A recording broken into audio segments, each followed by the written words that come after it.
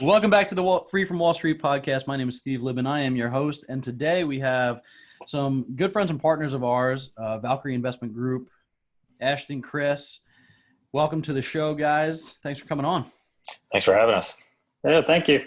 Yeah, my pleasure. We were just talking about how Chris is on site right now doing some property management with his cool background and some of the multifamily stuff that they own. So guys, a lot of stuff going on. We're all kind of stuck at home, quarantined still, at least I am in New Jersey. I don't know how it is with you guys, but some parts of the country are opening back up. Some places are still under lockdown.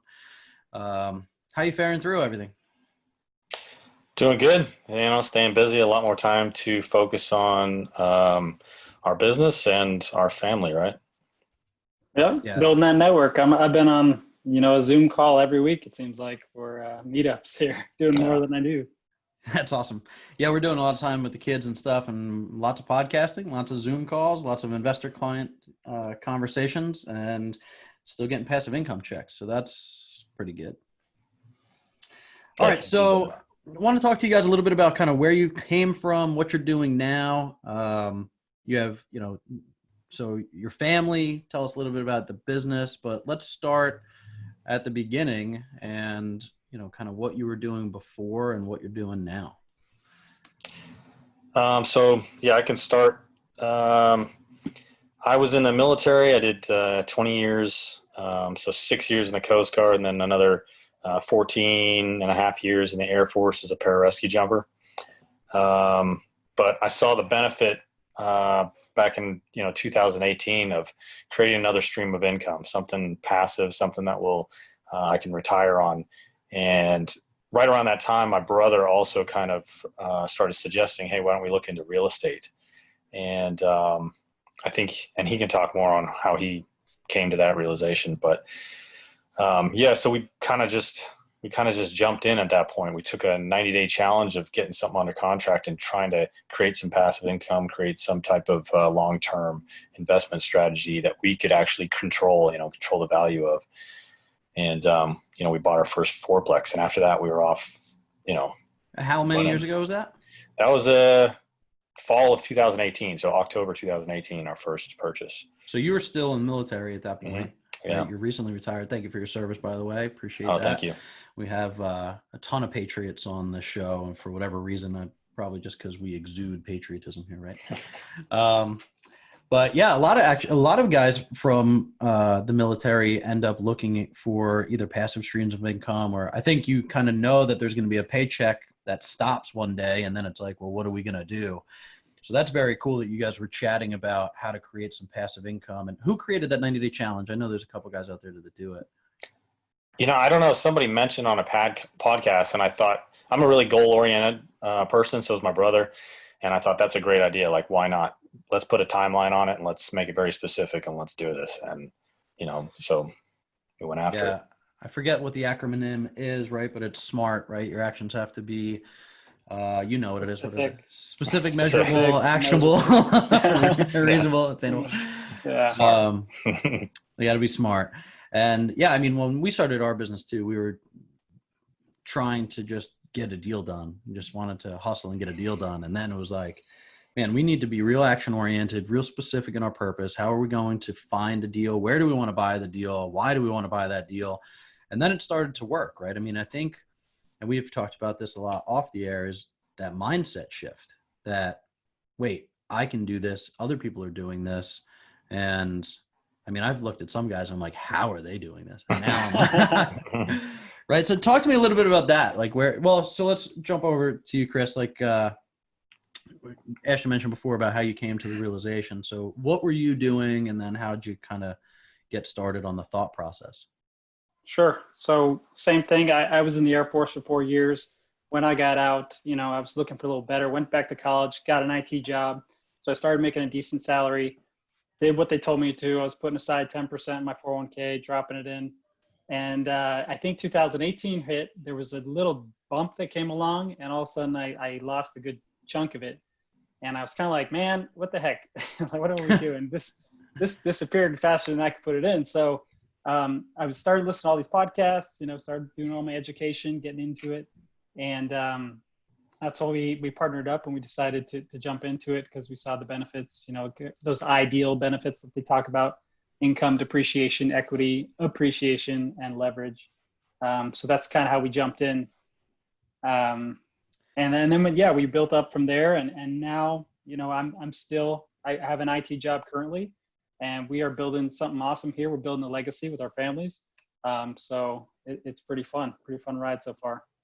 Yeah, it's interesting to see how the aha moment comes, regardless of what job you're really in, where it's like this whole go to school, get a good job, work hard, stuff money into my stock bond 401k is not really working. I don't see a lot of people getting rich and retiring, becoming wealthy off of these types of vehicles. I think I posted to you guys or sent you an email about the guy who started the 401k. He literally said in Money Magazine, like, I created a monster here. I wish I could walk it back. Yep. I mean, it's super old volatile. Yeah, it's an old way of thinking, and it's the way of thinking of everybody else, right? And when everybody else thinks a certain way, I think that's when you have to start looking at other alternatives. And for us, we just wanted to get around smart people and say, well, what are you guys doing, right? If you're really wealthy, what are you doing? I mean, I'm not the smartest guy in the room. I'm not trying to reinvent the wheel. People have been buying real estate for hundreds of years. Why can't I do that? Exactly. Yep. So, all right, so cool. So you guys decided to partner up, and you started to create some passive income, buy some complexes. So what's kind of on the horizon now? What are you guys working on now? Well, we're managing all our properties right now, going through the whole COVID, issue, just like everybody else. And, we shifted a little strategy there, but we've also, branched out and began partnering with other people like yourself, Steve, so working on that, 220 unit out in Columbus, Ohio, going through the due diligence phase for that. So that'll be a fun trip. Yeah. It'll be good when everything opens up. Really focusing on building the brand as well, and then growing our network. So, yeah, and I think a big piece of this is, and we touched on it before the show started, was you guys are really vigilant about creating brand awareness, but also helping people with that mindset shift, helping people get to the aha moment that you had previously, right? Yeah, absolutely. And I'd also note that, like, one of our favorite things to say is, like, nobody is smarter than all of us. I think Jim Rohn said it, but I really love that quote, because if the military has done anything for me, is help me, put together teams and manage a team and actually accomplish something together. And a lot of people think they have to go it alone, and that's why they're putting money away in a 401k, because they don't know any other way, right? They know that all they got to do is save. But if they work with other people, you can really grow something pretty quick. Yeah, and that is what the syndication business is all about. People say, like, oh, you guys syndicate apartments. What does that mean? All it means is many hands make light work, and we can go far together or we can go fast alone. And here's the big lie that Wall Street tells you. You're not smart enough to manage your finances. Yeah. Yep. Yeah. That's it, right? I mean, that's basically what the Wall Street pitch is. And it's just patently untrue. The information that they have is accessible to all of us, and they get paid off of assets under management, and that's what they need. They need you to give them their money to keep feeding the machine. And, when I saw my dad pass away and lose half of his money in the stock market in 2008 and then not live long enough to ride the market back up, it made me go, wait a minute, just like you, Chris, right? This money is just disappearing. I mean, you work your whole life and it can go away. So we knew that there would be something different there too. And we came across, I thought I was just going to buy single family houses.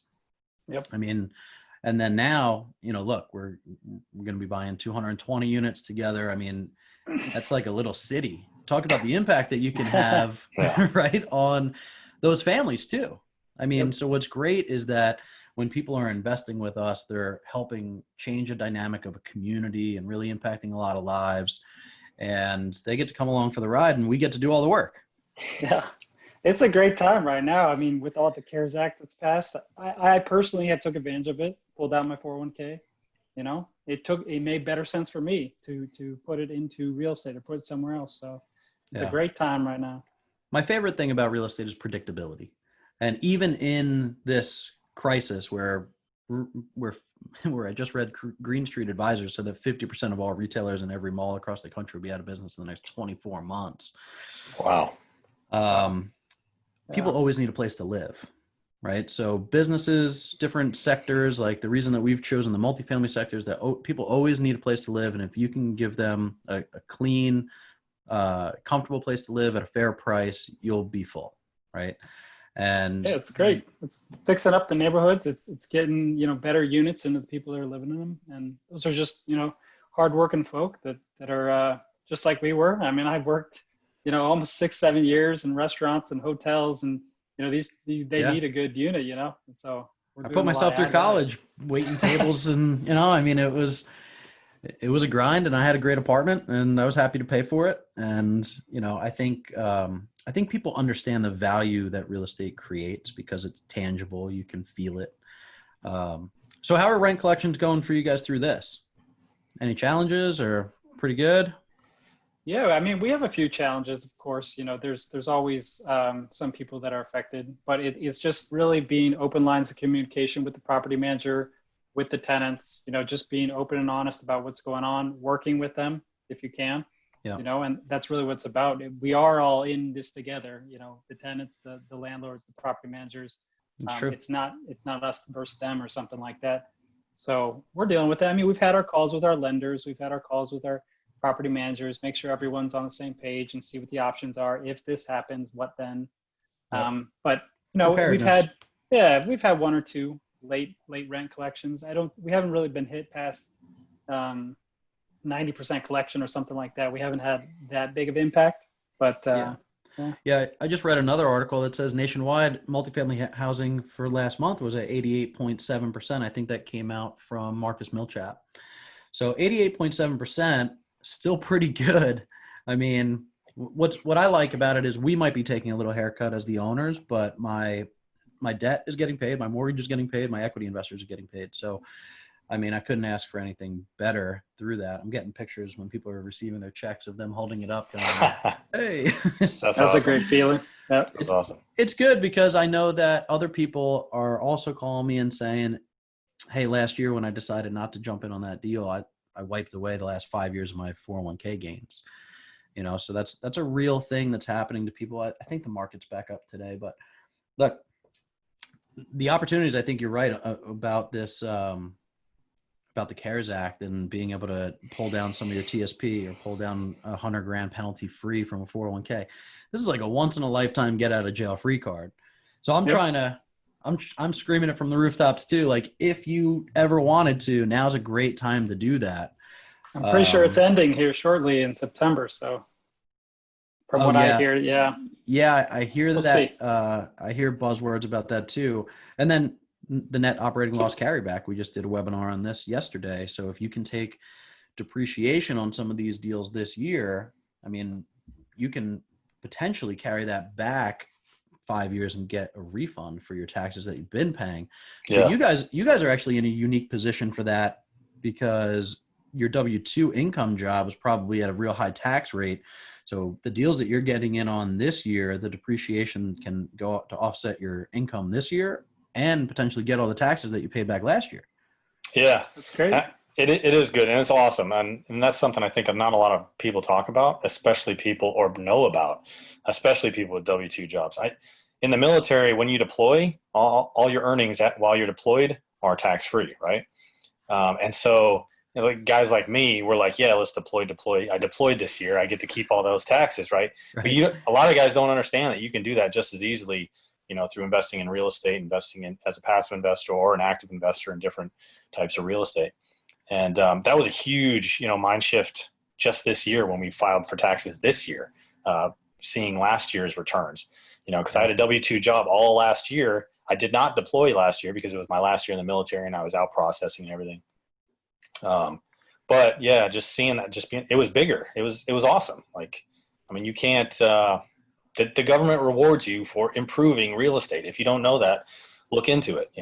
That's why Hillary and Trump got in that big argument on national television. That's all he's doing.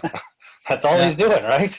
He leans into the microphone and says, "Makes me smart." Yeah, that's like why earn more if you can retain more, right? So it's not about incentives. Yeah, credits and incentives to get you to help the economy. That's why they're there. So. Yeah. And that was a big mind shift for even me, because I, coming from the single family fix and flip space into this space, they're very different too. I mean, I built a highly paying, highly taxed job. It was very much like what you guys were doing in a W-2 position. I mean, I was getting crushed in taxes. And then last year I got to keep all the money I earned. And I was like, wait a minute, this is really, is this allowed? Right. I'm looking over my shoulder. I'm like, is the IRS coming? And then I read the book, right? Tax-Free Wealth, Tom Wheelwright, great one. Yeah. Kiyosaki's CPA. And I'm trying to get him on the podcast. So Tom, if you're listening, I bring up your book on almost every single podcast. So jump on here with us and tell us what it's about. But once I read that, I mean, I love how he breaks it down. The shift in your attitude towards the IRS changes everything, right? I used to be worried about being audited. I used to get afraid of the IRS coming and leaning my house because the IRS is giving you a big rule book, right? And I don't know how to play by their rules. But Tom Wheelwright is like, no. The IRS tax code is a book of incentives to show you how to not pay taxes. And I was like, it is? And when you look at it from that spin and you recognize that the government is rewarding guys like us for creating nice housing for people. Yeah, exactly. Then you don't have to pay taxes. So earning it's good, keeping it's better. Right. Yep. Yeah. I mean, that's the number one thing you take from that book. If it can shift your mindset, that's the best thing. You don't have to keep all the principles. You can go talk to a CPA. No, hire a CPA for that. Yeah, exactly. But if you can change that mindset and look at it in a positive aspect, I meit's a game changer. Yeah. It's not how much you make, it's how much you keep. Yeah. And it goes so much further, right? I mean, I read this great quote. It was somebody that was talking about like, okay, so I'm in the 35% tax bracket. That means I've worked all the way to April for the government. Oh, right. Yeah. So I spent the whole first quarter of the year away from my family for Uncle Sam.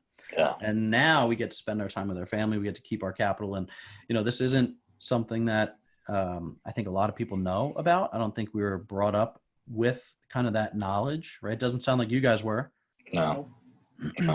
So I think even wealthy families probably don't know a lot of this stuff depending on where that wealth came from. So I'm teaching my kids. So yeah. Time to change it. Yeah. I saw you're doing that too, Steve. I saw your video with your daughter. She's passively investing, right? Yep. Yeah. It was a little bit of a dig, right? I said, is my 6-year-old making more passive income than you are? But but the question is, the question's real. I mean, I didn't know this stuff growing up either. And, I fault nobody. My parents weren't taught it. So how could they teach it to me? Right. And, but once I started to recognize, okay, the knowledge is out there, let me start to take a look. And now my 6-year-old knows the year that she'll become a millionaire by compounding her, $13,000 in our deals, and she'll be 37 years old. She'll be a millionaire, and we'll have only put in about 60 grand into that's awesome our deal flow. And, Noah will make it there faster. He's only 6 months old. So he's got a little bit of a head start too, That's so awesome. it's good. I mean, really I think these are the conversations that a lot of people aren't having around, the coffee table. I think they're complaining about some different things. I think they're focused on some things that maybe are out of their control. But I mean, what we like to talk about here is like exactly what you guys are doing, which is taking control and saying, no, I found another way. I found a better mousetrap, and I'm going to go scream it from the rooftops. And those that want to come. Those that don't, that's okay too. Just don't call me to borrow money. Yeah. Yeah, we do our best, honestly, to be on multiple platforms and give, free time for even calls. I have calls weekly with people just to talk about what are they interested with real estate, has nothing to do with what I'm doing. How can I help you, because nobody did that with me. I didn't get the help. I got it through podcasts and that's another way. But getting someone to tell you straight face to face, it's awesome. You're like, oh, the light comes a little quicker. Yeah. And sometimes you tell people, it's interesting when you talk to people. So I started like a mastermind with my unit, with my team back, before I left. And every month I would hold a little meeting and talk about what I'm doing. And if people wanted to get in and listen, like, let's do this. I can help you out. I'll show you an easy way to do it. Just buy one property a year for the next 10 years. You'll be a millionaire. Yep. But I mean, there's 101 ways to skin that cat. But just, sometimes you tell people and they don't get it. You're like, well, we were able to, by partnering and working with other people, we were able to get, 42 rentals in under, 12, 13 or 15 months, something like that, cash flowing rentals. And people are like, well, what does that mean? What does that mean? You're like, well, yeah, so we bought them and now we're paying the mortgage, but we have renters in them that cover the mortgage and give us money back every month. And people are like, wait, what does that mean? How did you do that? And, Right. and you're like, the depreciation. And the depreciation. Yeah. It's like, it was pretty nice. Yeah. So like, really, I don't know. If I could do it over again, and I try to tell all the new guys getting to the team, I tell them, look at real estate as a way to set yourself up so you can step out of the military. Because a lot of the guys I worked with, like, my job is very, it's less of a job and more of a passion. Guys are really into what they do. They want to go jump out of planes. They want to shoot guns. They love deploying. They love going to war and stuff like that. And as weird as that sounds, but anyway, but there's not much carryover once you get out of the military for that, right? So like, you can't really do that on the civilian side, but being able to setting yourself up to be able to walk away from that job and not have to work, Right, because if you started what you're doing now, or what you started in 14 years ago, or 20 years ago when you first got in, and you'd be done now. Yep. Right. Yeah. So it's great to be able to pass on that knowledge to other people. I think people are craving it. I related a lot to, so I'm a Christian guy, and I related a lot to the first time I heard like the real gospel, not like what people's version of the gospel was, and actually looked at it for myself and said, oh, wow, this actually makes a lot of sense. And now we talk about sharing the good news of financial freedom. Like, yeah. I mean, it's to me, it gives you the opportunity to really do what you want to do in life, and that type of freedom. And I mean, and then you guys know the other side of the coin, which is our invest with purpose, where we're funding nonprofits out of these and creating passive income for all the need that's in the world. And I mean, that really goes to more purpose and passion. Like if you are passionate about helping people, you're passionate about, digging wells in West Africa to give drinking water to indigenous villages. I don't care what it is, right? This is a tool that can help you do that on a grander scale. There is no chance that I'd have been able to give personally what our company gives through all of these rentals. I mean, in the next 5 years, with just the people we've partnered with, we'll give away $1 million. That's awesome. I would never have been able to do that on my own. Yep. Right? So real estate is the tool to really help you to do your passion. And whether that's gain your time back with your family, whether that's time to travel, whether that's giving back to communities, or a combination of all of those, I think ours are, this is a vehicle that certainly can help people get there. So, we're always excited when we're finding guys like you that are helping tell the story and really getting out there and helping people change lives, because it's really just an opportunity that's being offered, and people can take it up or not. Yeah.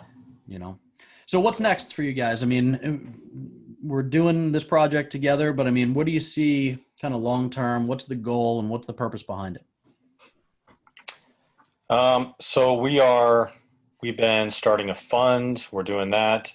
There's work. So real quick caveat, fund versus a direct real estate investment. So people that have invested with me and you, or both of our companies in the past, they've gone direct into a deal.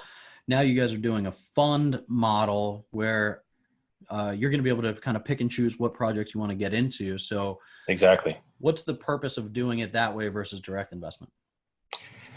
More freedom, really, to, do multiple deals if we wanted to do that. And then diversification too. Yeah. And then, so there's the diversification, but also allows you to be better positioned ahead of the deal. So typically, we find the deal, then we go look for partners.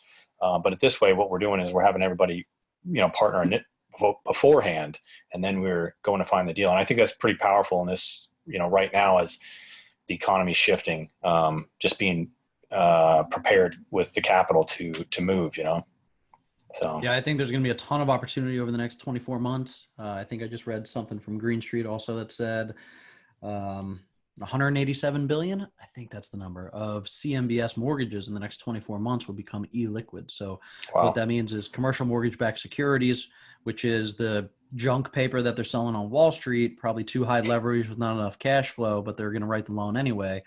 Those companies are going to start calling. So there's going to be a lot of multifamily opportunity in the next, 12 to 24 months. And I know that both of our groups are getting ready to pounce. I mean, we have great opportunity now, but in the future, it's looking bright too. Yep. Yeah. Excited. Yeah, for sure. So that's smart. So you guys are starting the fund, and then let's dive in with some of the why. I mean, what's the why? Yeah. Chris, I'll go into some of the why. I mean, we're big on family. We're big on building legacy. We're big on teaching. A lot of this started with a simple, we want to have passive income and be able to have some more time for family. It's kind of grown into teaching others, bringing along, partnering up, creating a team, building a business. And it's become this bigger movement, and this momentum is building. And it's really about spreading that message, getting everybody on the same bus, teaching what we can, and creating more time for us, for our partners, for our family. So it's really fun because it's becoming more of a movement than it was originally, as just a reason to get more passive income. So. And you hit it on the nose, Steve. Like, a lot of people say, well, it's not about money. It's not about money, but money gives you more options, right? And when you do find that way to buy that time, make more money and have more time, like now you can focus on things you are passionate about your family, traveling, whatever, and nonprofits. And like, you and I discussed over a couple of drinks a while back about nonprofit. That's something that I have, I'd like to start a nonprofit for, special operations guys that are gone from home so much, and give them the chance to reconnect with their family and do something worthwhile. Because coming from that background, I can tell you, you're on the go constantly, and it is the family connections that suffer. And that's something that I can see being able to give back at this point, by creating something like what we're doing right now. So, awesome. Yeah. Well, look, I'm really excited to be on the journey with you guys, and really glad that we met, and excited for what the future holds. If people are interested in reaching out to you guys and learning more about the company, learning more about you guys, where do they go? Yeah, they can go straight to our website. It's valkeregroup.com. That's VALKERE group.com. And they can reach out there. We've got all our social media contacts on there, and there's a web form, and they can schedule a call. So. Cool. Yeah, I'll go ahead and drop that in the link below, so those that are listening can head on over there. And yeah, obviously these guys are doing some amazing things. So if you're listening, reach out, learn about some of the things that they're doing. We're all just regular people doing extraordinary things, right? So it's been a lot of fun getting to know you guys. Can't wait for what we have in the future here. So thanks so much for coming on the show, guys. Always good chatting with you. Yeah, thanks for having us. Thanks for having us. Appreciate it. All right, guys. We'll chat soon. Thanks for listening to the Free From Wall Street podcast. If you haven't done so already, go to freefromwallstreet.com and get the 5 things your financial advisor does not want you to know, so that you can start to wriggle and ride your way away from Wall Street and start getting into some passive income investments like us. Thanks for listening, everybody.